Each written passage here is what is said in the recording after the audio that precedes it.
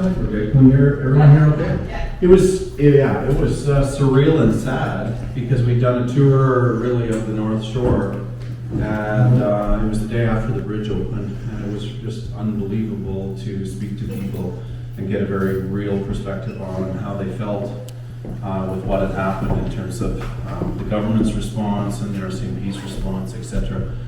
So so I'm very empathetic to what this community's gone through, and I think I would never want to leverage off of that. That's an authentic heart posture for you, but it does go to the root of what we want to talk to you and together about tonight, and what we're here to talk about. And this conversation for me and what I'm doing right now started in January of 2022, where I had a very real sense that I needed to run for the leadership of the Conservative Party of Canada.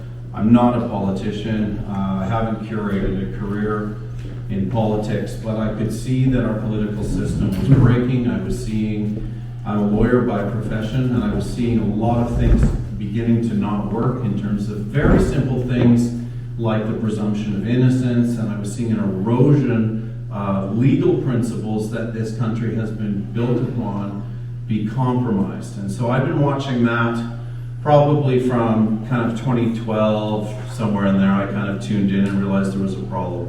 Whenever Justin Trudeau was elected, I was very concerned and disgusted and thought, well, probably like many of you that have grown up in Canada and recognize that in most cases there really isn't that big a difference for us living every day if it's a Conservative government or a Liberal government. But the difference now is that we're hearing these comments made about Canada becoming a post-nation state, that Canada is going to be reset, and for so many Canadians that those kind of comments went over our heads. We didn't really know what they meant. It was just kind of more verbiage from Justin Trudeau. But I think now that we've had the opportunity to look at what's happening to the country, we are all feeling and asking this intuitive question: where has our country gone? Where is the framework that actually allowed us to grow up and understand that there would be freedom of press and freedom of religion, and that the truth mattered, and that justice followed the truth, and that the family was allowed to grow kids, and parents had authority, and all of these things that we're seeing corroded with these policy changes. So I'm not here tonight to depress us and talk about all the things that are going wrong. I'm really here to talk about some of the things that I think we need to do to re-engage in our nation, and I want to maybe just touch upon some of the things that I think I need to challenge you as Canadians to think about as we're approaching our democratic response in Canada. And so this is really the starting point. So when I came to Canada and kind of started this discussion about becoming the leader of the Conservative Party of Canada, I didn't know anybody. I didn't have any money to really do it. And I simply started to go around and connect with networks of people like this that I knew. And the first meeting, I think, was like 3 people. But we started to talk about the things that were actually really going on in the country. And the more that discussion happened, the more people realized that, hey, there is a gnawing reality inside of me that tells me that there's something wrong in the country. And these are the things that are being discussed. So I called that having real conversations. And so tonight, as we talk a little bit tonight about some of these things, I'd like to open the mic up and have some of these real conversations. And if you have questions, we can talk about them, or I'll tell you what I think, or we can discuss a little bit together. I've also, so we want to do a hard stop at 8:30, so I'm going to maybe just speak and share with you a little bit until maybe just before 7:30, 8 o'clock, that 7:45 that time. We'll have a bit of a group conversation. And then I also want at the outset just to tell you that what I'm doing as a Canadian, and along with a bunch of other people in Alberta, essentially, now BC as well, is that we're putting together a new federal party to actually engage this discussion in the nation. And I want to tell you a little bit about why that's different, because I know that there is a PPC party, and I know many people in the PPC, and they're standing for freedom too. So they're not the enemy, it's just that there's a distinction here. So for me, this conversation in relation to Canada and our problem with as Canadians is that we have stopped remembering what the foundation stones were that built the country. And for me, this discussion is about good and evil. And if you have a conversation about good and evil, you have to have a conversation about light and darkness. You have to recognize that there's a spiritual reality and that darkness is evil and light is good. And we can have all kinds of conversations about where that fits in or what religion. I'm really not here to talk about that. What I do know is that we can all identify something that's dark and evil, and we all know when we see the goodness that comes out of human hearts. Okay? And what we're seeing now is the sexualization of our children. What we're seeing now is the normalization of pedophilia, and I'm calling that evil because we want to protect the innocence of our kids. We could have this conversation in 100,000 other ways about other things that we know are going wrong in this country, and I'm not really here to parse the hairs or to debate with you on those things that maybe might be more nuanced in their argument. I'm here to talk about the real things that we need to engage because we know we're losing our country. We're losing the value framework that built the country. We've lost our moorings, and we need to start to talk about the value framework that will bring us back together. We need to start to talk about the colors of people that are in this room. And even though we're all here and we're all white, I think there may be Aboriginal people here. I don't mean to be insensitive, but to me, I look at this group and I don't see East Indians or black people. But there are people in this country that came here because of the values that we know and understand and we're feeling that are being lost in this country. They're just having the conversations in their ethnic communities. And they're saying, why are we, not doing something about this? You're the Canadians. We're here as Canadians, becoming Canadians, but you're not having these conversations.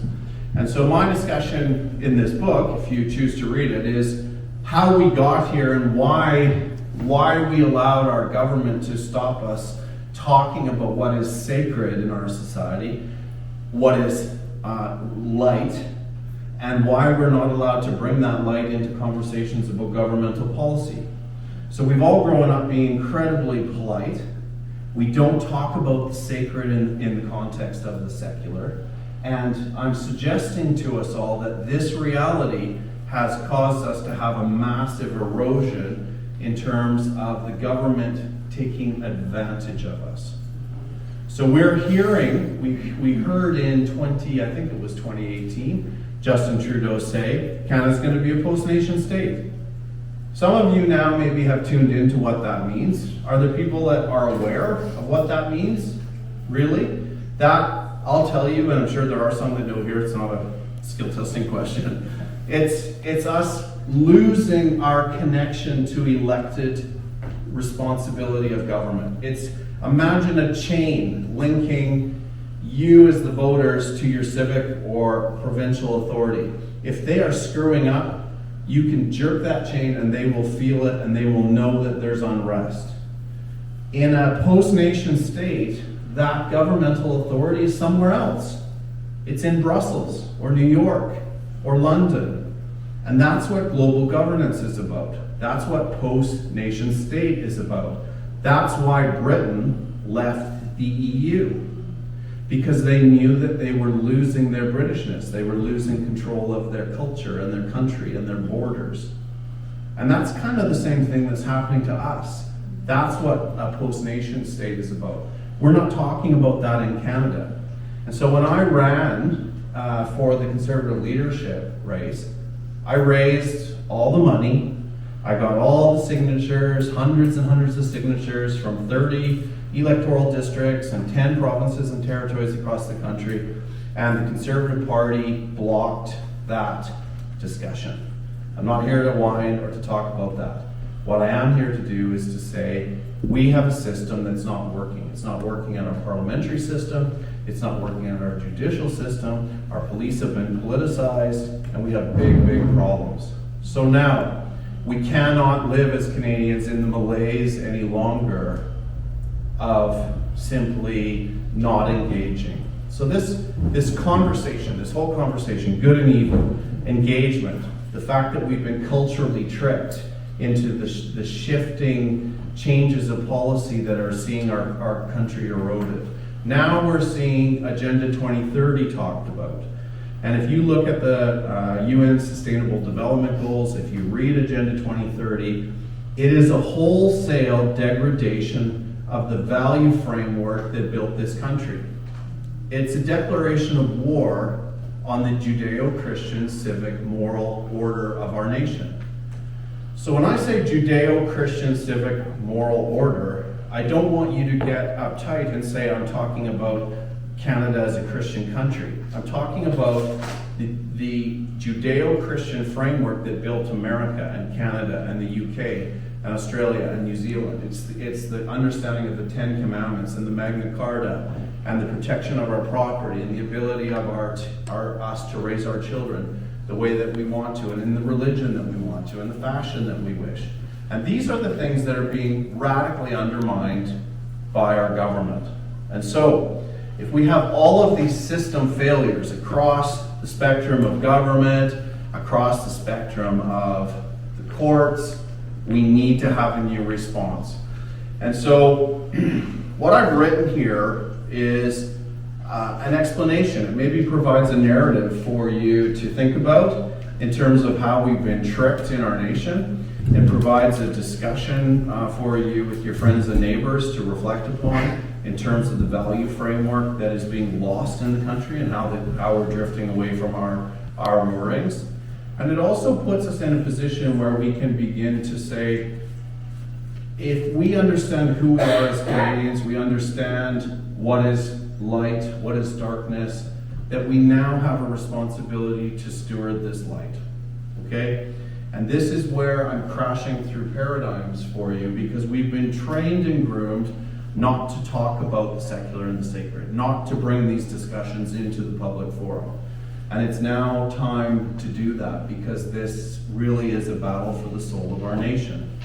And so this is really what I'd like to talk with you about tonight, and to engage and hear your minds, because I learn amazing things when I hear these questions come and we get to discuss them. And so if you're open to doing that, there's a lot more that I can say. I didn't come to lecture, I came to greet you and to have a conversation and to hear what your concerns are. I know things are raw with the fire, but we are all here because there's an innate understanding that something's radically wrong in the country. And if you choose to delve into the book that I've written, you will see that I ask some important questions. And one of those questions is, if we get rid of Justin Trudeau, do we get rid of the plan that is unraveling the country? And if you think the answer to that is no, then that leads you to the next thesis, the next discussion in the book, which is, what is the Conservative Party's status in terms of credibility for actually standing up for us? And I go through a series of evidence, really, about what they're not doing, what they're omitting to do, and how they're steering this country left towards the loss of our moorings at a slightly slower speed than the Liberals are. And so this is a discussion, again, for you to steward your light, to look at, if you're a member within the Conservative Party of Canada, can you maintain your perspective, your responsibility as a Canadian, and allow these changes to happen? Would you like to ask a good question? Yeah, like, why can't you point some of those things out that you're talking about rather than just... Sure. Let's talk about one. Let's talk about conversion therapy, Bill C-4. So if you're familiar with that, that is the bill that was passed by our government, which makes it illegal for parents or pastors or counselors to talk to an underage Canadian about their decision to gender transfer. And if a parent prays for or counsels or directs their child and the state finds out about it, it's a criminal offense. They'll go to jail for 5 years and be potentially open to being fined. Okay. You can molest a child right now in this country, and the current sentencing is 3 years or less. So we can have a sexual abuse of a child for 3 years or less, but be criminally charged and prosecuted with 5 years for talking to them and challenging them in a life-altering decision. That's a problem. The Conservative Party voted for that unanimously. Think about that. There's one. 2020, the evidence came out about foreign interference in our election process. I found it on YouTube in 2020, myself. It was provided by a Liberal MP called McGuinty. He went to extreme lengths to identify that we were compromised radically. He put it on YouTube for all of us to see. It was buried. If I had been an MP in the Conservative Party of Canada, I would have been protesting in front of the Houses of Parliament over that, because that was compromising the very electoral integrity in this nation. What did the Conservative Party say about that? Another example with Pierre Poilievre. Think about, if you want to look, it's just been this year, there was a by-election in a riding in Ontario, and the Electoral District Association in that riding put forward a candidate who was pro-life, okay, in terms of the abortion debate. Pierre Poilievre stepped in, removed them over the head of the electoral district, and put a candidate in that was pro-choice. So can I find that on? You can look at my research and verify it online if you wish. I can go on and on. So if that resonates for the Canada that you want, then you can vote and stay within the Conservative Party. I just don't see Canadians, like right now, I think most Canadians are going to vote. They are. Conservative, because there's nothing. There is nothing else. And this is part of the discussion. This is why we're actually establishing a new federal party. Whenever we talk about establishing a new federal party, then everyone says to me, oh, but don't do that because you're going to split the vote. Okay. The last 3 elections, we've had a federal party, a Conservative Party that has not had a vote split. Have they won? No. So do you think that splitting the vote is really going to be an issue? If the Liberals, let me ask you this, if the Liberal Party can screw this country up this badly from a minority perspective with the NDP, why couldn't we have a minority perspective taken with people that actually are championing the values of this nation? And actually shape policy that way. That's the thesis. That's the discussion in the book, and the evidence is there. The Bill C-4 thing is a damnation to our nation. It's unbelievable that that's the case. There's a whole bunch of bills down. Well, there are, but that's a major one. What's happening now? Even the conflict of the Crown or the police allowing the educational authorities to use this pornographic material in our schools for children to. I mean, there's actually criminal code laws about showing pornography to children, and yet we have our government doing it, but the federal government's not enforcing it. So we have a broken system, and this is why this conversation's going on. And so I guess that's a brilliant question, because that is what I need people to be seeing and thinking about. And if you're a person of faith in this country, it's an amazing thing to think that the Muslim community in this country is calling to the Christians, which by the way are 53.3% of this nation still in the last Angus Reid poll. They're calling for the Christians to stand with them to confront the sexualization of our children and normalization of pedophilia. But what's the response? And I've already commented on the immigrants saying to us, why aren't you standing for your country? We came here because of what you have built. And yet we know that. And I saw that when I went out and I saw those homestead farms out on the North Shore. I saw generations of Canadians that cut those farms into existence out of those forests. And they're saying, you guys have built this country, but you're allowing it to be lost in the value transfer. And so this is, for me, this is a wake-up call. This is a passion, because I believe that Canada has a purpose. I believe we have very clear demarcation of our purpose in this nation. Our national motto is, "He shall have dominion from sea to sea to sea." And that is an articulation of a Christian expression of this nation, set in a value expression in our national motto.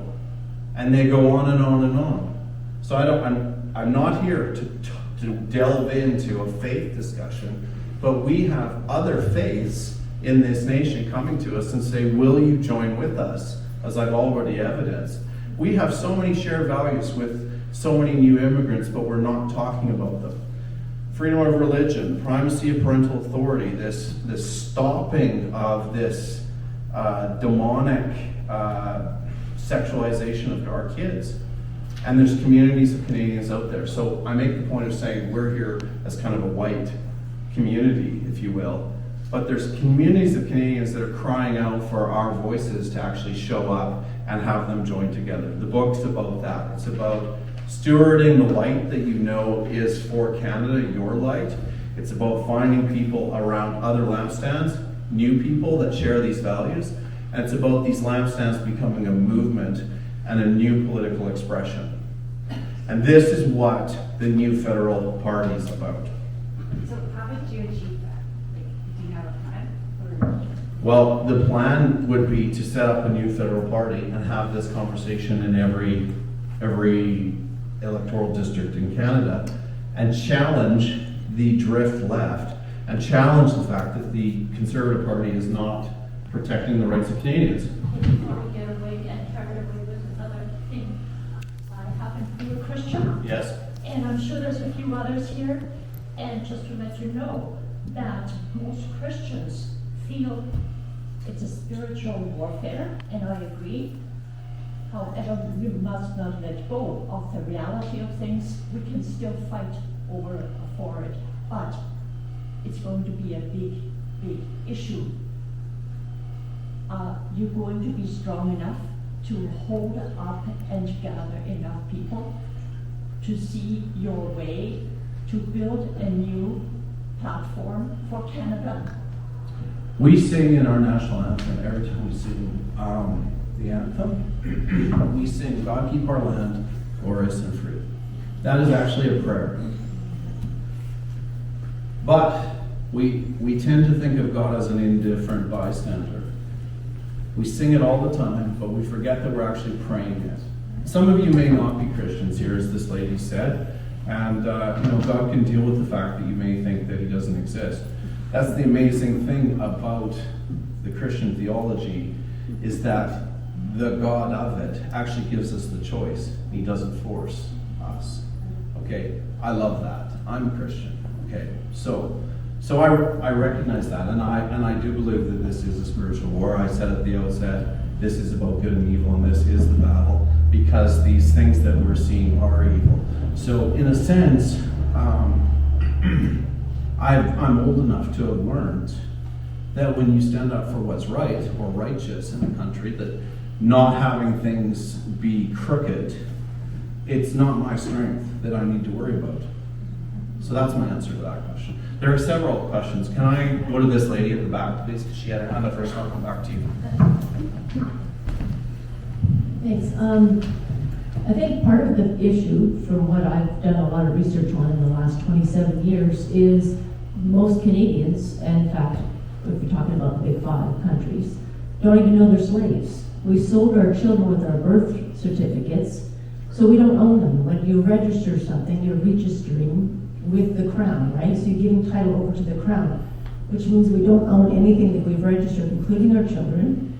And so if that's the case, what we're doing is we're fighting for the fact that, hey, we've given them to you, we've given our rights away, but now we're demanding rights. Maybe the conversation should also be about how do we turn that back around and give back to Caesar what is Caesar's and give unto God what is God's, and take control back of our children, because that's, God gave them to us to raise. So this book's called Firing the Forge because it's a vague reference to the fact that we actually need to reforge the country. This concept of the common law and the splitting of, I don't know how many of you are familiar with this, but the splitting of the physical person and their legal person, okay, is a very real issue. It complicates, it really is the spinal cord of the system of international banking, and it's part of the control mechanism in relation to the Bank of International Settlements and this global mechanism that our governments, Polyev and I believe Justin Trudeau, are drifting us towards in this post-national agenda. Okay? You can't even get an appointment into Chancery anymore hardly, because they're just ignoring it. So yes. So I think that no one wants to talk about, this is one of the real conversations that's going on. That's why the book's called Firing the Forge, because we need to reforge the country. I don't go into huge details about that because the book has been written to take people from maybe wandering around, wondering and worrying about where the country's gone, to provide them with a narrative to explain what's happened, why it's happened, and what you need to do about or think about to put you on the track to engage the rescuing of this country. And it's us that needs to rescue it, okay? In the context of my answer to your question earlier, okay? So this lady was next, I think. Yeah, I was just going to say that we've Didn't really get been that. shamed by the media, and that as being good people to be, to not speak out, that the media shape the way people look at us and our views on things, and that what will we do about the media? And like even what's happened here, always dividing people. Even what's happened here with the fires. Not telling the story truthfully, leading people to believe a narrative that's not true, and yet that this narrative is not true, and you have to get on with your life knowing that you kind of live in a matrix. Yeah. I think that's a really good question. That's definitely part of our problem in the country. But it is interesting that the more people that I talk to, the more awake I'm seeing more people. Now there's degrees of awakeness, but there are people that are at least saying something's gone wrong. And they're not just listening to the narrative anymore. So I think that there's a sea change there. I think the other biggest issue from my perspective is that we have been afraid to actually call things out and say they're wrong, this is my position and this is why. And I think that's probably why I think that there are people being raised up or brought into this discussion who aren't afraid to have that fight. And I think that that's exactly what it will be, a confrontation. I think we need to continue to value people and their inherent value, but we need to be able to confront the ideologies that are behind what are deconstructing the nation, okay? There was one lady here, and then I'll come back to you, okay? Wake is really hard because I'm having nightmares in the day. I'm a board member on the Conservative Party. Okay.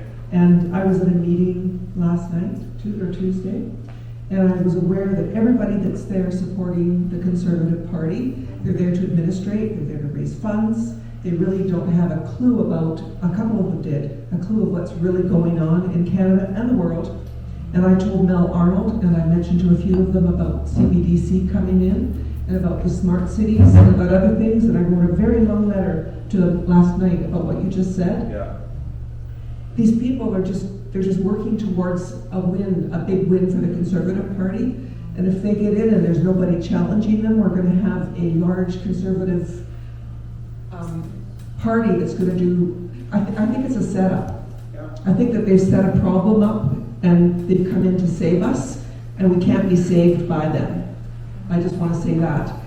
And I also want everybody to look up Rosa Koire, R-O-S-A, her last name is Koire, K-O-I-R-E, In 2011, she announced everything that was happening right now, and then it was called Agenda 21. Yes.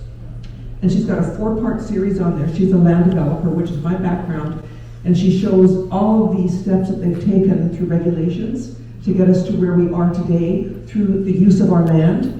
And it's happening now in Vancouver, it's happening all around here. I was just mentioning even the smart centers. They're calling things smart centers in advance of it being a smart city. It's already there, and I just noticed it tonight on my way here. Like, we have a lot of work in front of us, and if you would like me to change and work for your party, I'd be quite happy to make a switch because Amen.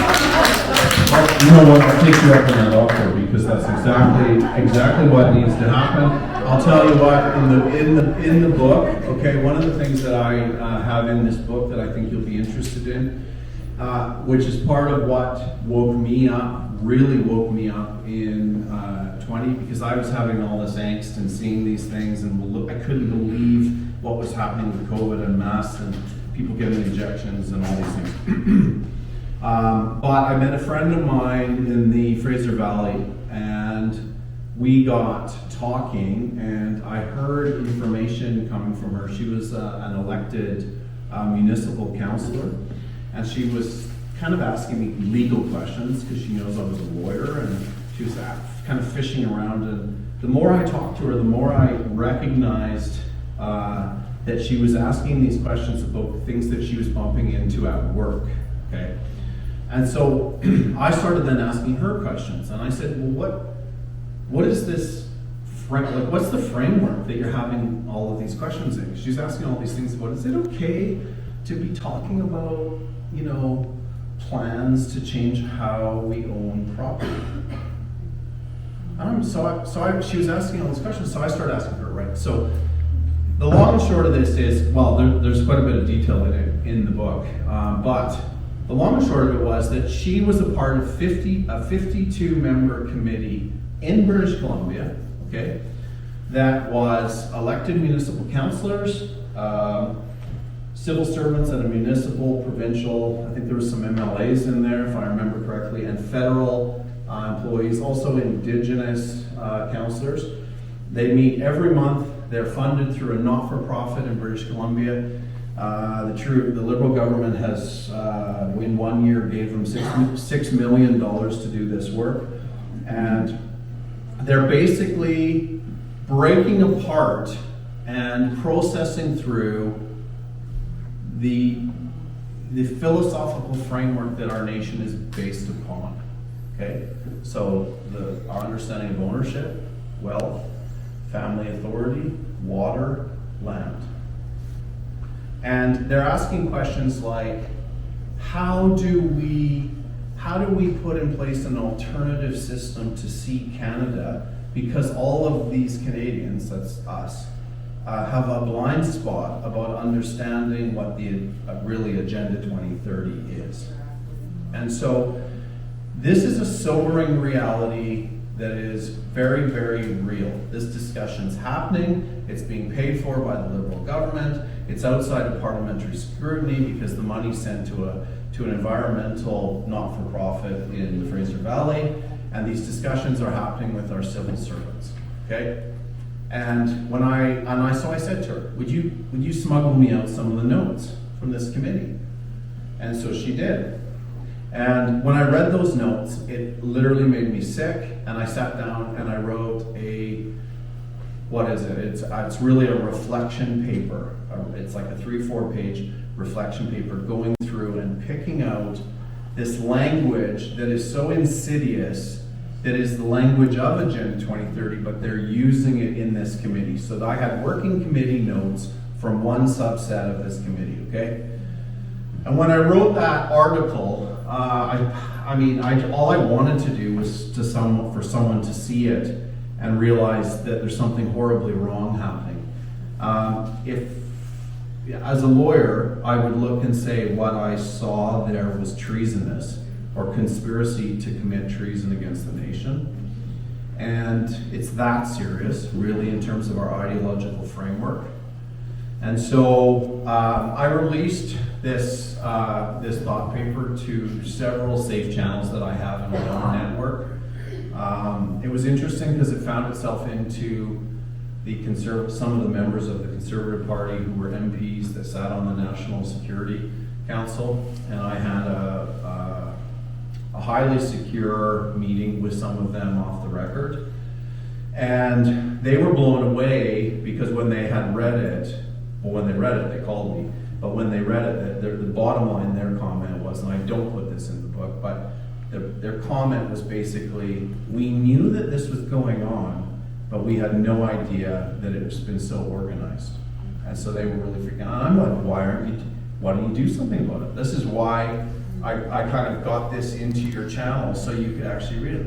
Well, there's not the political will within the Conservative Party.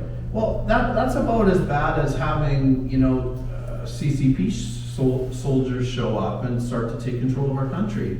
When you start to attack that ideological framework, the root system, the foundation stones of the nation. Okay? So I was kind of really quite staggered at this. Then I got a call from, I don't know, was it RCMP or the CSIS? I'm not quite sure which it was. But I had to go through a lot of security to even talk to them. And they actually interviewed this person.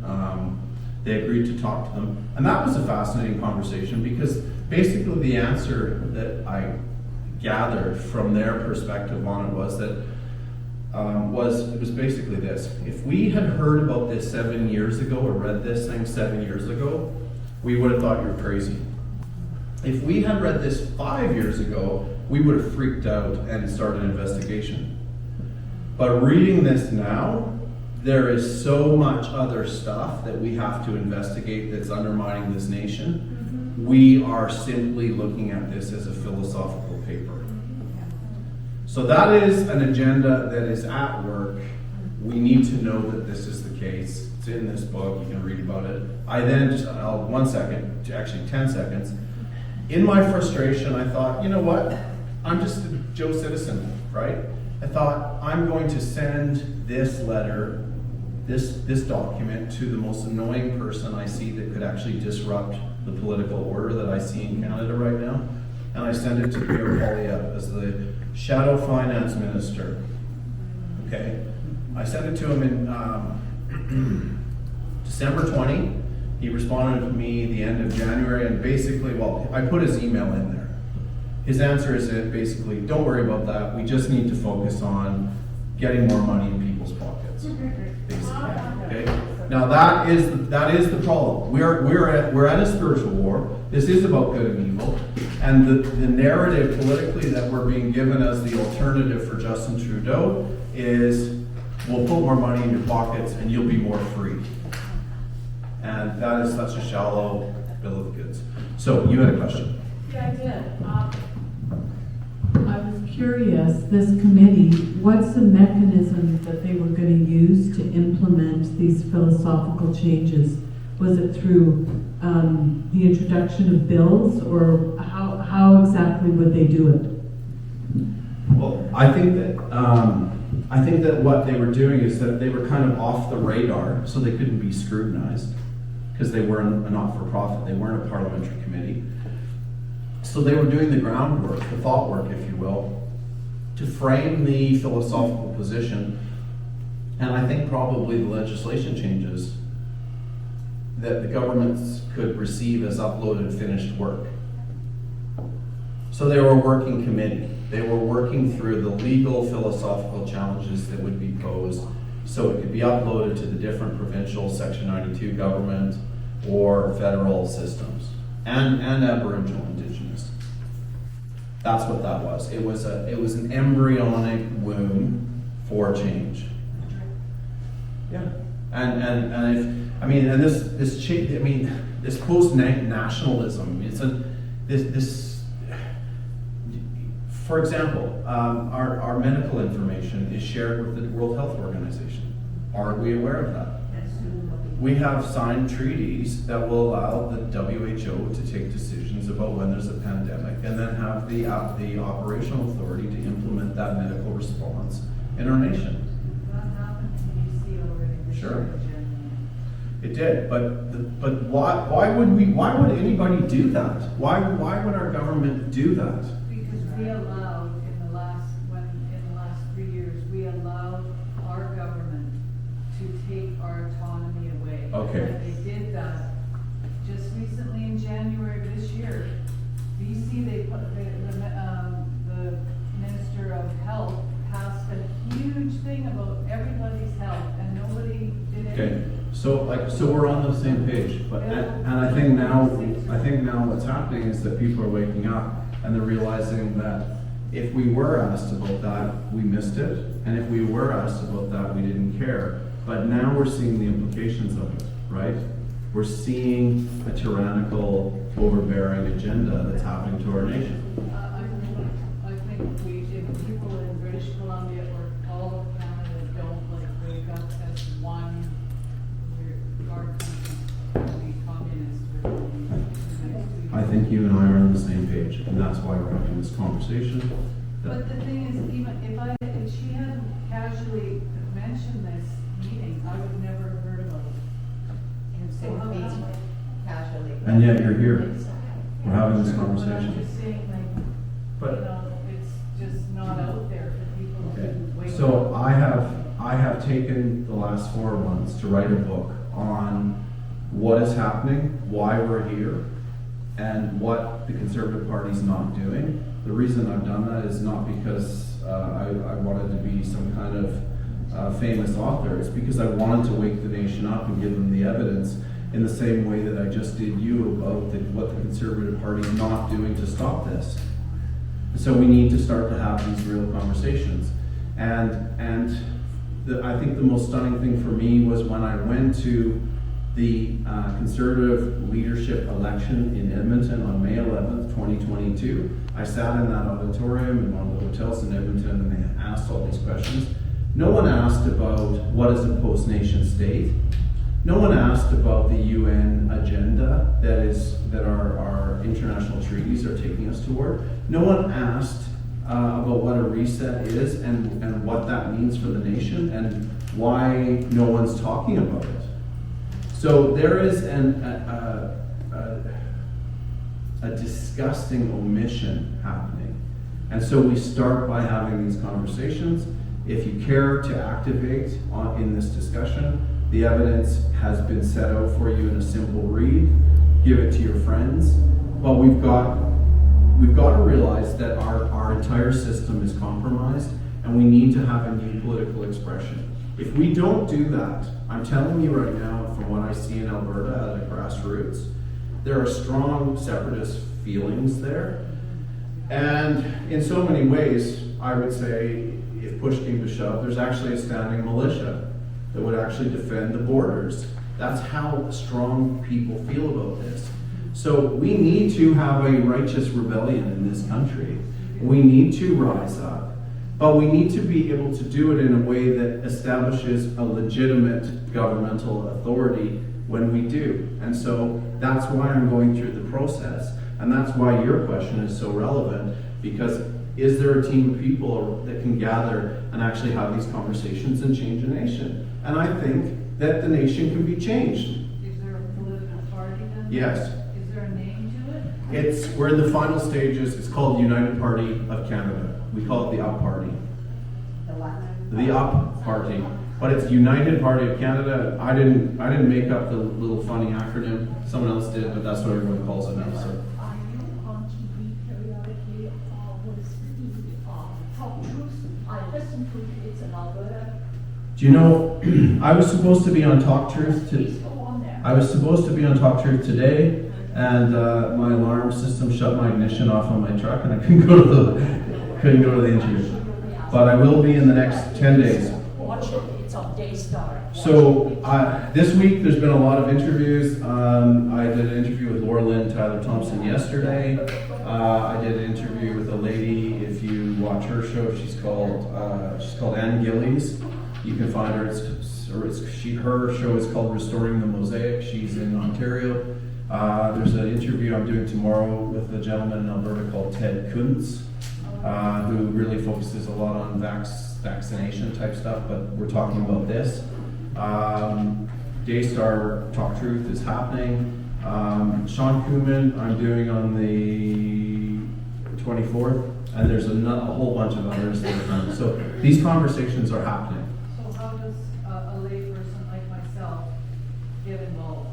Okay, good question. So, the first thing is to leave your contact information at the back if you choose to. And then we will keep you appraised by email of what's going on with the development of the party, okay? In terms of this party and the development of it, there's kind of a really technical bureaucratic system that you have to work through with Elections Canada. We have gone through the first phase of it, and basically what you have to do is come out the end of your process with 250 verified signatures, okay? And in order to get 250 verified signatures, you have to get like 1,000 signatures. And then the Elections Canada sends out letters to everybody, and then you have to take the letter that they send you and then send it back to them certifying that you signed the first letter, okay? It's quite complicated, and there's a lot of fumbled letters and people throwing out mail and being on holidays. It all has to happen in a 30-day period, where right now we have approximately 180 done and completed of the 250 process. We need 100 more. We need to get over the 250. So if you're interested to sign one of those, that will generate a response from Elections Canada. They call you a member of the party. If you have a problem with that, don't sign it. I'm not quite sure how you become a member of a party for a party that doesn't exist yet. But nonetheless, that's what they call you. So if that's going to trip you up and make you upset, don't sign. But if you're here, some of you are here and I recognize and I know you've signed it, but if you're interested to sign that and walk this out and hear what the policies are and hear the confrontation of these discussions on the Canadian landscape, then leave your information and please sign one of these Elections Canada forms. And then when you get that second step, respond to Elections Canada and send it back in. And so I would graciously request all of you do that if you're willing to, please. Question? With all the bills that kind of came in sort of under the radar, and there was a lot coming through really quickly about changing our rates, with a new party, how able are they to do a U-turn on all of those? Well, if you have a majority, if you ended up with majority government, you can totally change former legislation. And you know, it's interesting because I've had you guys witnessed the conversation we just had with a lady here who is a part of, I don't know what your status is on the EDA of the Conservative Party here in this constituency. But I've had a lot of conversations like that with people that are saying, I will come because this actually resonates with my values, and this is actually the Canada I want to see. So I actually have some faith that people will hear the message and move, and maybe even MPs. You know, there's a problem in the Conservative Party, but that doesn't mean that everybody in it is bad. And I think that's something you need to hear me say. I say it in the book. The ship is not seaworthy. There's a cadre of gray suits in there that is steering that party left, but there's good people that are trying to change, but they're hamstrung. And that's why we have Bill C4s without people opposing them because of conscientious votes. That's exactly why. Do you think the censorship laws will be withdrawn when the left gets in, or do you think that the other one is doing is the defunding of the media? Do you think either one of those will actually happen? He may defund. I could see him defunding the media. I don't know, but I mean, here's the most compelling argument, bit of evidence, let's say, for you to think about in relation to what Mr. Poilievre may or may not do. They just had their national conference for policy in Quebec. People flew from all over Canada, they argued about stuff, they voted on it. There was all these incredible discussions about things, and some things were passed and some things weren't. And if you read the National Post, you'll find what he says, but I'll tell you. He says at the end, there's no guarantee that any of these policies will become a part of my national platform in the next election. So what's the point? What is the point? And that's the grassroots of the people that are in Canada that are part of the Conservative Party, who are taking the time and money to go to a convention in Quebec. And he's saying, it really doesn't matter, I'll do what I want. Yes, sir, back. Gene, Mike. No, I don't. In regards to, everybody here basically is aware and agrees with everything you're saying and everybody else is saying. A lot of us have been aware of it for a long time. So as long as we're under the illusion of right versus left and left versus right, without realizing that it's just two sides of the same damn coin. Yeah. In other words, conservatives or liberals. I mean, it was Harper that signed us on to the UN Yeah. agenda, essentially, right? I mean, he's a globalist, everybody knows it. And therefore, the whole Conservative Party is a globalist party. They haven't said a damn word against COVID for how long. Anybody that did, what's his name, Derek Sloan, he got the boot. Then he tried to start a new party, right? Yeah. Everybody's going to start a new party. Maxime Bernier, years ago, walked away from it because he said it was too corrupted to change. He started a new party. Yeah. He has a new party. So it's not about conservatives against liberals. It's about us against the establishment, which is the conservatives and the liberals. So let me. Let me finish, please. Sorry. So why are we further splintering our side? It's a small enough group that's trying to defeat the establishment. So why would you not find a way to collaborate, say, with people like Maxime Bernier, who's already got a party established, who hasn't changed his position in, since he's formed that party, and many of us worked on his campaign through the last years. So why are we trying to rebuild the wheel?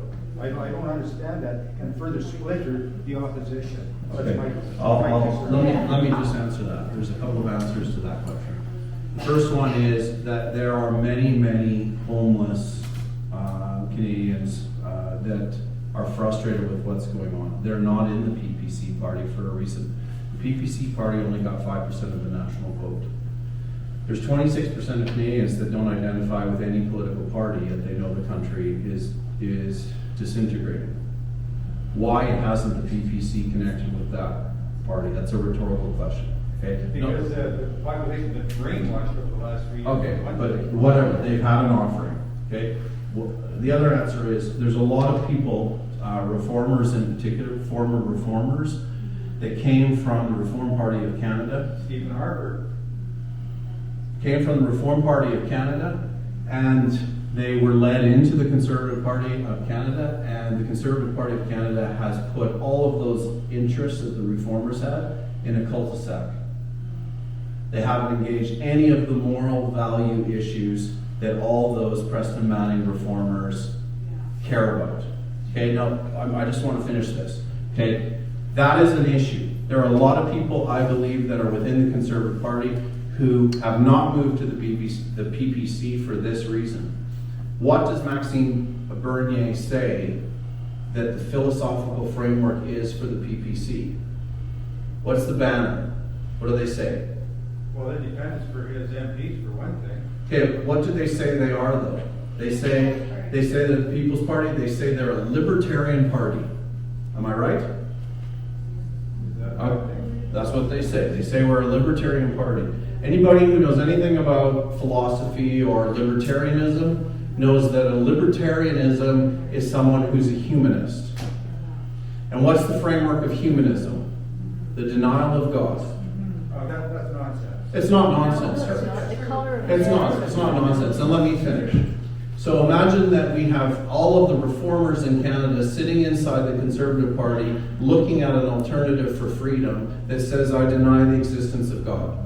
That's why they're not moving. That's why there's 5% of the vote. That's why I'm starting a new party. That's your question asked and answered. Okay, that's ridiculous, though. Okay. And that's your opinion. It's just the way it is. Why does he say that it's ridiculous? Well, I don't know. Well, for one thing, he's a libertarian and by God. That's a crazy statement to make. But that's what I've heard about them. seen. Do you, okay, so if I'm a libertarian, are you saying that I'm against God because I stand for individual rights and freedoms? I do too. And minimal government interference Me in too. our life? That's essentially what a libertarian is. We're getting hung up in definitions here. Are we? Yeah, but you see, the problem is that a lot of people who make a distinction about these definitions actually care about the spiritual truth.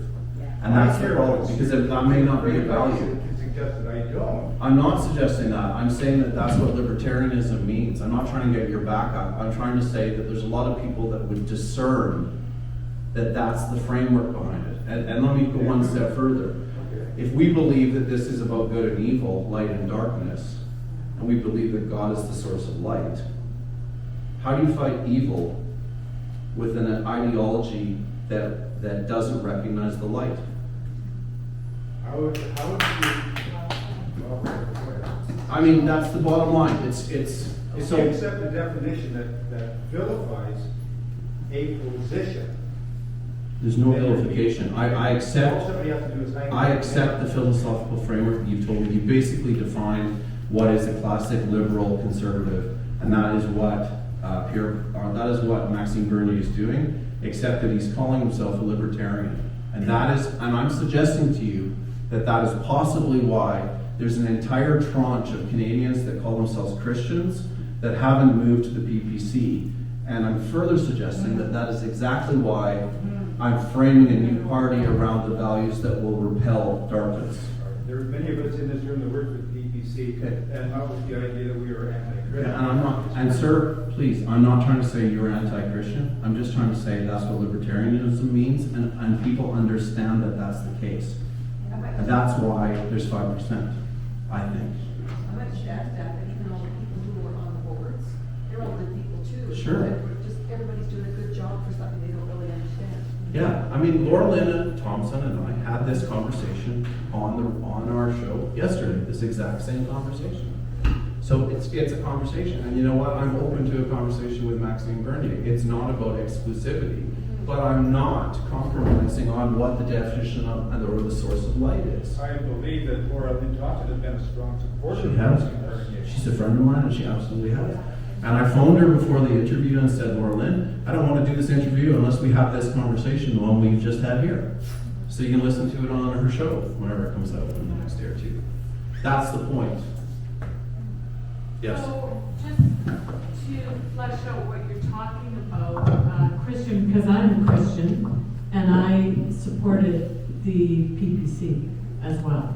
So I went with the best choice that I had. So, because he's gone through 2 elections, and as you say, 5% of the popular vote, it's a real uphill slog. Yeah. Not having the backing that the traditional parties have. How would you focus? You'd focus on the Christian or the moral. Well, I think the discussion is what I've already said is that there's new Canadians that do perceive, they have an understanding of spiritualism. They may not call it Christian, but they understand good and evil. And they know that we need to have that discussion, and they are looking for voices that actually articulate the acceptance that there's a spiritual struggle in this country to do with good and evil. So I'm unapologetically Christian in my perspective, but there is a common ground here in terms of the values that built this country. I call it the Judeo-Christian civic moral order for everyone who's just processing as a Canadian. It doesn't need to be a Christian discussion. It is the foundation stones of this nation. And we've lost our moorings, and we need to go back to those, and we should not be apologetic about those. And the really interesting thing is that so many Eritreans and Muslims have told me that we need to return there as well, because that's why they came to Canada. And so that's how the party's going to be built. And the invitation is going to be open to every God-fearing person or Canadian that is interested in this discussion. But that, sir, honestly, with respect, is why, if you believe this is a spiritual war, it can't be fought with light that doesn't recognize the source of light. And I say that just out of a heart of respect for you. I resonate myself with the PPC and its narrative, okay? But if we honestly believe that this is a spiritual war, you can't fight like that. There's no weapon. Well, I don't believe that. Okay.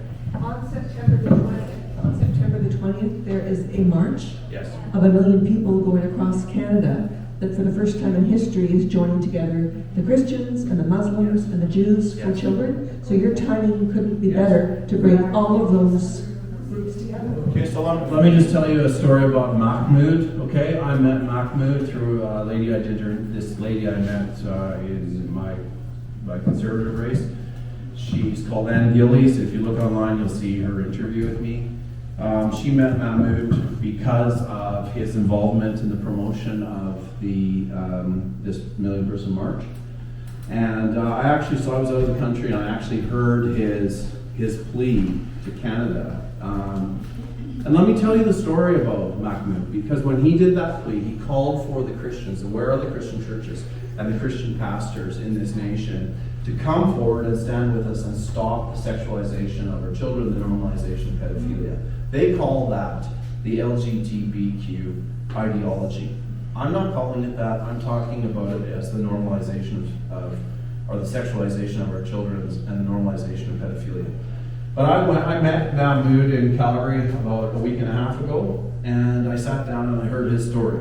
Mahmoud's about my age. He was a very young soldier in the Libyan War, the civil war in Libya in the 80s, early 90s, and he actually fought there was a civil wars between the Christians and the Muslims, but he thought the Christians had better policy. And so he fought in the civil war on their side because he thought it was right for Libya. He was taken prisoner by the Muslims' side of this civil war. He was interrogated. He had all of his fingernails torn out. Okay? He told me this story, and he said, I'm not prepared to allow our children to have this happen to them. I've had every fingernail in my hands torn out. The pain isn't the tearing out, it's the months of healing afterward. And he says, if I can deal with that, I can deal with anything the Canadian government throws at me for this issue. That's the resolve of new immigrants that weren't even born here and still speak English with a very strong Lebanese accent. So what are we doing about that? I mean, so we really do need to rise up and engage these issues. And I will be, and I have done, sir, extended bridges through Laura Lind for discussions with Maxime Bernier. But there's not going to be a compromise on this light discussion. So we'll have to figure that one out, okay? But anyway, so I feel like I've offended you a little bit, but... Well, no, I just take issue with the fact that you're characterizing the PPC as a godless. I'm not. I'm saying that they're saying that they're libertarian, and the framework of libertarian is humanism, which by definition on any Google search will say it denies the existence of God. That's what I'm saying. So then I won't apologize for that, because I am saying that. Okay. You have your hand up a long time, sorry. So with your platform for your new party that you're bringing out, are all the, I'm not even sure how to word this, the platforms that you stand on, Christian by value, and I mean, I know we've heard lots of, well, I could be doing this, but, and I'm not saying that's the case with you, but can you kind of give us a little bit of a framework of what Well, I don't. Let's start by saying that the intention is not to create a Christian caliphate in Canada. No. It's to return to the foundation stones that built this nation. So I think that I would simply articulate those as a framework where we love our neighbor as ourselves. We do good to others. We apply the essential legal framework, and we get a much smaller government that gets out of everybody's lives. And in this sense, it's a very simple framework. It's going to be built around the value of freedom of religion. It's going to be built around the discussion around this is how consensus will be built, the primacy of parental authority, and standing against these things that are abhorrent. And I think that resonate across the country. And the problem with our infrastructure is we're not having the conversation. And that's why this is an open mic and we're trying to have it here tonight. Ma'am. I just wonder, you mentioned a lot about, Christian faith and outside of these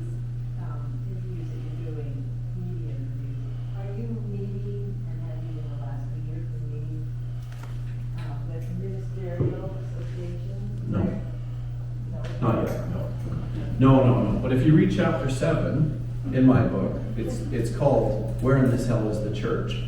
I think there'll be some ministerials that will be running towards this conversation, and there'll be others that won't want to risk their charitable status to actually steward what they're doing with biblical truth. And that is the problem, because all the freedom fighters call this now those churches that are living in Babylon because their message is compromised because they're worried about their charitable status. Well, that's the point, That is because the point. you want to reach the people. Yeah. The people are ignorant of that fact, and these are the leaders that they're following. Right. Yet nobody's reaching the leaders. Right. So that's a huge segment of the population. They're stumbling in the darkness, and you're bringing the light, so I think, some way to connect that, because that's. Well, that is what's happening through the interviews. There's a lot of expansion with this, and I just think that spiritual leaders are people too. They have boards they have to work with. They have all kinds of different views within their churches that they have to consider, and maybe they just need some love and to say, look, here's the thought. Would you read this? Can we have coffee and talk about it? I think maybe it starts at that level of relationship. I'm having a conversation at the broader level. It is going into this broader template of discussion. There are a lot of spiritual leaders that are catching on to this and talking about it. And it's actually a paradigm shift for the role of the church in Canada. And we have, well, let me go here with you on this question. We have a very clear understanding of what the church does in terms of speaking about who the person of Jesus is and why he's here and why he died and the significance of the power of his blood and what that does to redeem you. That's the message, right? But we don't ever talk about Jesus' instruction to disciple nations in Matthew 29:18. So we've preached half the gospel. We brought that gospel inside the plushness of the church. And we're not talking about discipling nation. If you want to get into a little bit of theology tonight and you talk about the word ecclesia, that's the word that Jesus used to define what the church is supposed to do. That was a Roman word that was used commonly. It was not a religious word. It meant where 2 or 3 Romans were, that is where Rome was, and that's how the Roman Empire expanded. And yet that was the model that Christ used to talk about the expansion of his church. And so this is a challenge for a lot of our theology in the Christian establishment in Canada, because we understand the gospel as it relates to the individual heart, but we don't understand it as a force to shape our societies. And so we in Canada have lived in the legacy of a Judeo-Christian framework where there's been a blessing to it, but it has run out. And that's why the gates of hell are prevailing. But you're not saying putting state, politics and religion. I'm not. I'm just saying, let's return to the values that built the country and talk about it. We can have freedom of religion or no religion. But if you look at the LGBT agenda in terms of the advancement of the agenda to normalize sexuality, it has a religious fervency to it, doesn't it? So we actually are dealing with a spiritual war, and this is the discussion. And so that's why we can't allow ourselves to simply just be people in Canada that live under the secular and the sacred, and we don't talk about these things anymore. You had a question? We wouldn't know what good is if it hadn't been for evil. Right. Okay? So it's a simple. I guess my question was, in your opinion, what was the main policy piece that got Justin Trudeau elected in 2015? What was the one piece that put him over the hill? Freedom, happy ways, liberty. No. What? The weed. Yeah. We got Justin Trudeau elected. So if we just look at it in that direction and what our society deems as important, we've lost God, the bad God, or don't even know who he is. Mm-hmm. And I'm not saying you gotta change your policy, but that's what got him over the hill, legalizing weed. Right. So the question is, what is your Do policy that's gonna put you even on the radar? Because just one second, I agree with you, the way that the sexualizing our children, but a lot of people even look at that that are good people, but just see it as like, no, that's not happening, it's not a thing. There's a lot of people, a vast majority of people that are blind to it. So we're talking about an echo chamber. We all agree on the same thing, but the thing that we all talk about all the time is how do we get these people? Because you're going to have us. You're going to have a lot of people in this room, but the people that you need are the people that voted for we. Yeah. And where do you think a lot of Canadians are now? Even if you want to look, like, I asked the question, if you get rid of Trudeau, do you get rid of the plan that's degrading the country? And you all shook your head, no, you don't. Then we've got a bigger problem. But the challenge now in the calculus of power in the country is that people are saying, our least best choice is the Conservatives. Right. They're also saying there's something gone wildly wrong. We now have tents on our streets. We have people, dying because of drug overdoses. So where do you think the pot narrative is actually taken in terms of the voting population that is actually deciding things? So I think what I'm trying to say is that there's a sea change in terms of awareness going on. And I know this is the case, and perhaps this is just anecdotal, but I know this is the case because I have done a lot of time in my campaign with people that came back from the Freedom Convoy that are exactly this type of people that would look at Canada that simply. But they're looking and they're saying, we're dealing with, first of all, an entrenched strategy to damage the nation. Secondly, we're actually dealing with this as evil, and they're actually looking and having spiritual conversations. So it's not up to me to worry about it. I just think that's the nature of the spiritual reality, and I think God has something to do with this.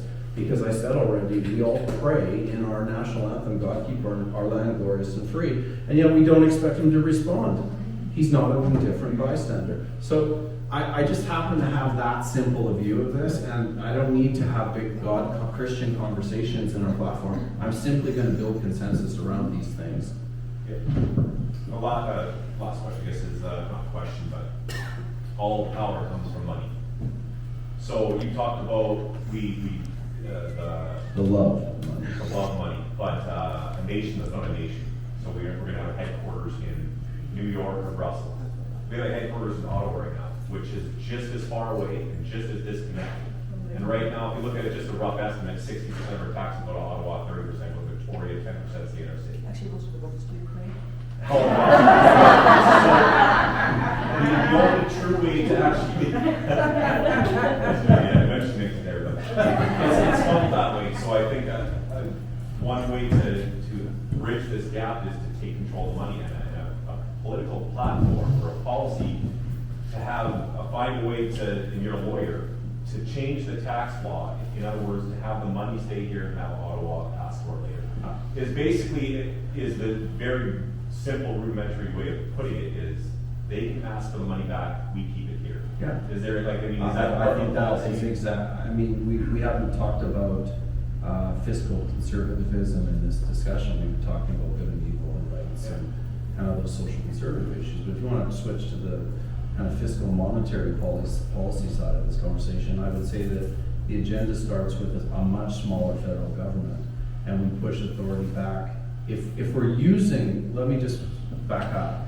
If we're going to talk about this in relation to our existing Constitution and Charter of Rights and Freedoms that have been wildly ignored, when we talk about it in the context of Section 91, Section 92 powers in our Constitutional Act, 91 being federal, 92 being constitutional, then we need to pivot back to the way the country was actually designed, which was for the provinces to basically run society in each province. That's how it was set up. We've had a usurping of federal authority, and the reason we've done that is because all the tax dollars go to Central Canada, and then they get dispersed. And that's why we have these changes in our provincial health policy. That's why we have changes in our education policy that we don't want.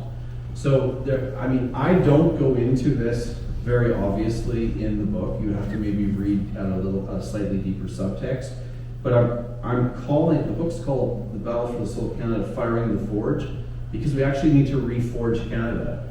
And there's a lot of things that we need to get rid of, including our constitutional monarchy and the Privy Council. And these are radical changes. But is Canada ready for that conversation? Right now, I'm not sure. but we do need to start thinking about the fact that the country's being deconstructed. So, infiltrate is another word, but and maybe that's the case, and maybe there's going to be other intervening events that shape the system, right? And I don't want to get into wild speculation about all the things that we all read about and think about and talk about. It's kind of, but they could happen, they could happen. I'm going to go back to this lady because she hasn't asked the question. I saw her hand up. So. Actually, I want to be encouraging. You were saying, how can we make a difference? I tried to call someone today to come. It's a farmer in the area. And he's not in town, so he couldn't come. And I said, and I've just been reading about water wars, okay? And he said, oh yeah, that's as corrupt as you can get against our farmers. And I think when we start saying and sharing, we want to protect our farmers. And it's greed, it's government greed somewhere that wants to take the water away, poison our world, whatever. Politically, we need a whole different conversation, and I think people are ready to hear it. We just have to know how to get out there and invite them. I believe that we can do that. Yes. Well, I think that, yeah, and I heard that from the people that were burnt out and saying, and part of my book talks about what grassroots Canadians want and why they're not getting satisfied from their political parties. That's part of the discussion in the book. But when I went out and toured the North Shore, one of the gentlemen that I talked to was a whole family, from a family of homesteaders here, and he just said, he was so profound, he just said, we need to be able to make these decisions at a community level. And that's actually how this nation was built, because we didn't have all the sophisticated technology to run everything from, Kamloops. We had firefighters that we knew and people cared about their neighbors, and that's how this country was actually forged. And so we need to return to that. That's what I'm talking about in terms of the value framework that has built this nation. And that's what I'm talking about that the new Canadians are yearning for, even if they are urbanites. And they live in Toronto. There's an interest. I met a young kid. I was with Ron, my friend Ron here, who has a wild, huge truck, 4x4 with freedom stickers and flags all over it. And we were parked in Calgary at a park with another friend who had a fifth wheel, same kind of stickers on it. And we were just sitting at the edge of this kind of city park, and this Muslim kid walked by down the sidewalk between the vehicles and where we were sitting on deck chairs or lawn chairs, foldable chairs. And so he walked by, and I could see him reading all these things, and we're sitting chatting, a bunch of guys, and then he walked by again, and he actually said to us, I really like your truck. Thank you for what happened in the Freedom Convoy. Thank you for standing up, this kid said, right? So he came over and we talked to him, and I said, so like, what do you like? What did you like about that? He goes, well, my parents came from Syria. They know that standing up, that expression of freedom was right. And the community's really glad to see that Canadians are doing that. So he's 23 or 4 years old. And I said, well, if there was ever other convoy, not that I'm trying to fish or build another convoy or anything, but I said, if there was ever another convoy, would you go?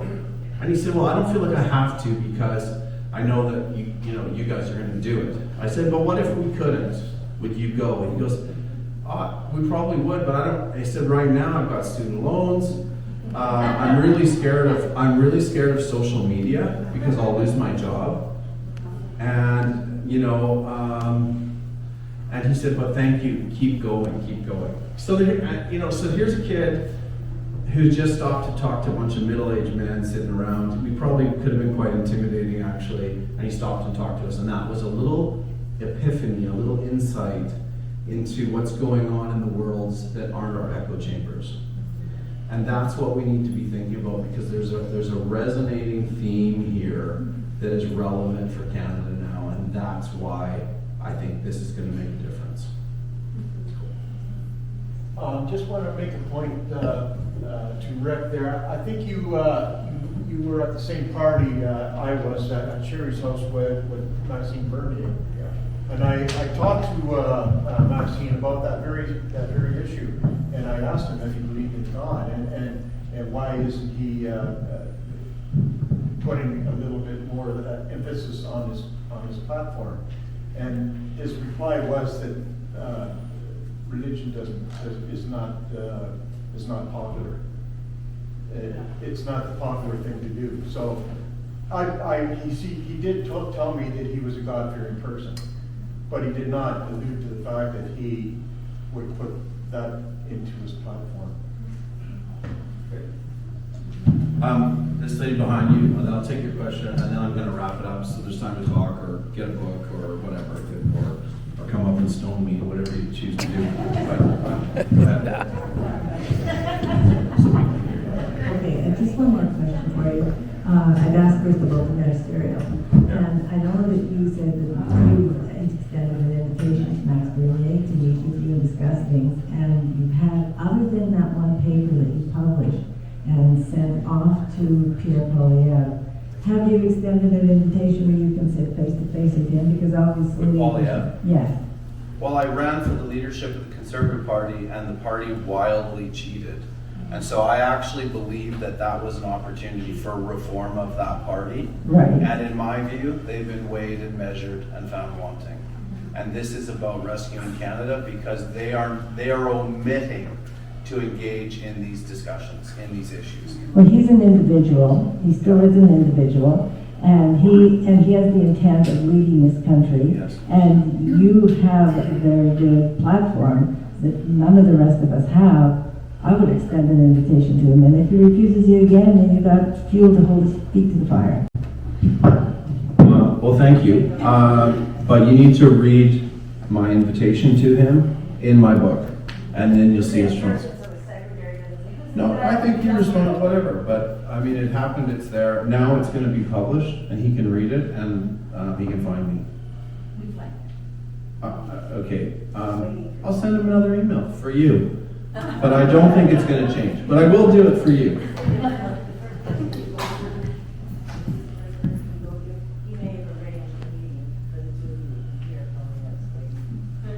Well, I mean, if the Conservative Party is open to reform on the way that I'm talking about, that would be a miracle, and then well, we can expect those. But right now, I feel like I've stewarded it that light.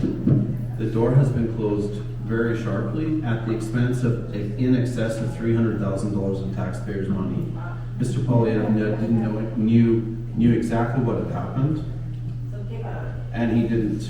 I don't think that there is kicking. I think a lot of people ask me to sue the party, but this was not the spirit of this conversation. I don't believe that the party's open to reform, and I don't even believe that Polyev has the power to actually reform it. Because how do you explain, here's another example, how do you explain the Christine Anderson visit to Canada, where Pierre Polyev, I mean, she's just a visiting politician meeting Leslie Lewis. And Pierre Polyev freaks out and calls her, I can never remember all three adjectives, but I think the first two were nasty and vile. And all they were doing was talking. Why? But the other question is, why does that happen?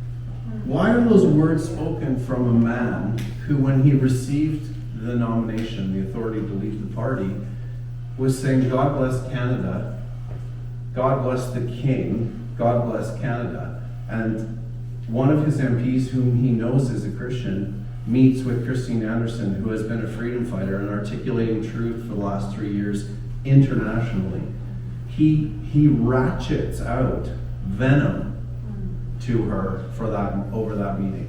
And if any of you listen to her response online, she couldn't have modeled a more gracious response to that assault. It's self-evident what his response was. What do you want me to ask him? Why did you say that?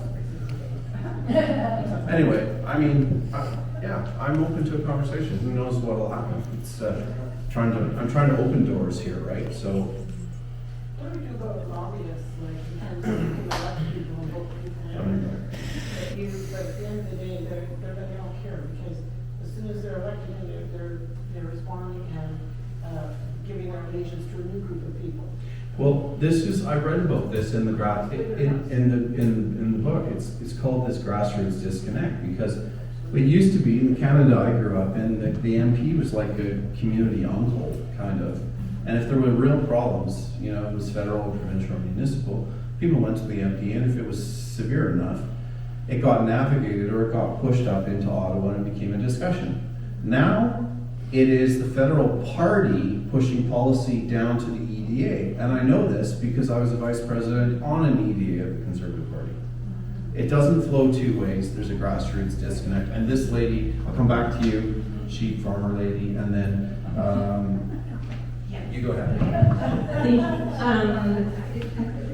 think it was 2016, there was a lot of talk about proportional government, like electoral reform. Yeah. Do you discuss that at all? Or? Well, I haven't issued a policy framework, but the electoral issue is a big issue because our entire nation was set up with Upper and Lower Canada as the epicenter. It was designed for Western Canada to be the colony that fed the colony of the United Kingdom, and it's still that way, and that's what you're talking about with equalization payments and how it works. And, you know, I think Quebec has received, was it $600 billion since 1960 in terms of subsidies just from Alberta. So let's not have a polarizing conversation about French and English, because I know my friends with videoing here is from Quebec. But anyway, so electoral reform is a huge issue, but I think that's part of what I would hope to see happen in the reforging of Canada, right? So yes. Go ahead. It was Una, right? Was It's it? Una. Una, forgive me. So from my experience in dabbling in BC politics, I see people want you to open doors. I see people saying to you, we believe you can open doors and set things right. And I believe that all of us